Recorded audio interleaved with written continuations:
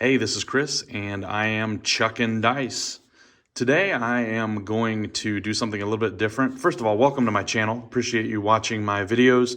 If you would take a moment just to give me a like this video, and subscribe to my channel. I appreciate it. But today, I'm going to do something a little bit different. I've heard a lot of people asking about the easiest way to practice from home, to play at home. And obviously, you've seen myself and a lot of other people that have YouTube channels. A lot of them, they're playing on tables that were built, full-size tables, smaller, but, full-size tables of some kind or another.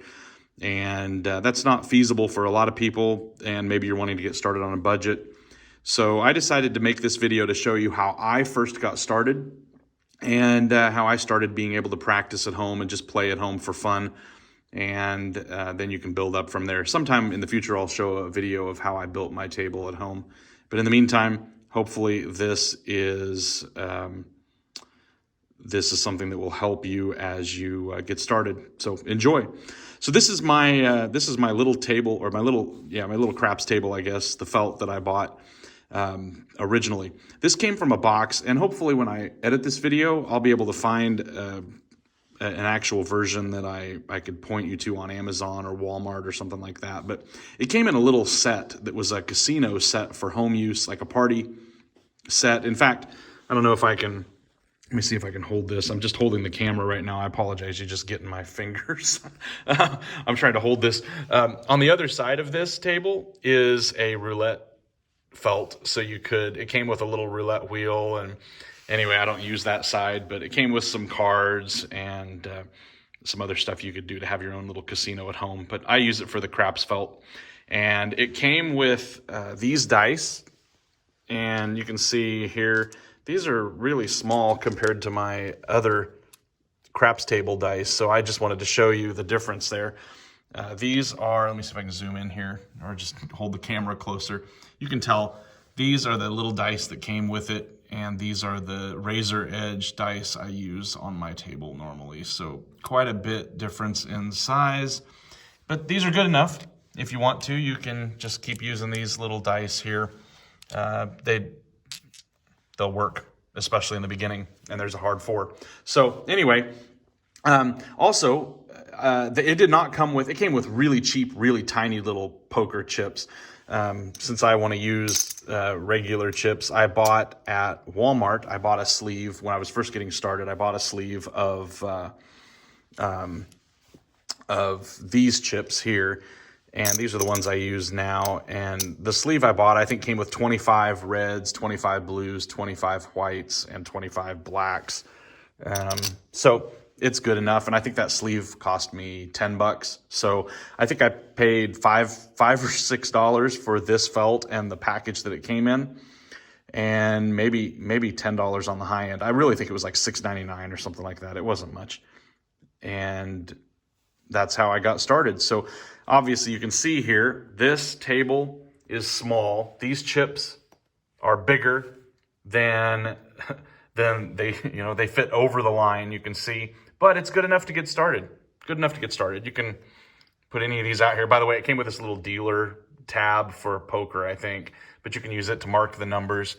So what I did when I first got started, I'm going to use these small dice, but you just put it up against a wall, and you can throw the dice that way. So that's a 5. A 5 is the point. So then I would mark the 5.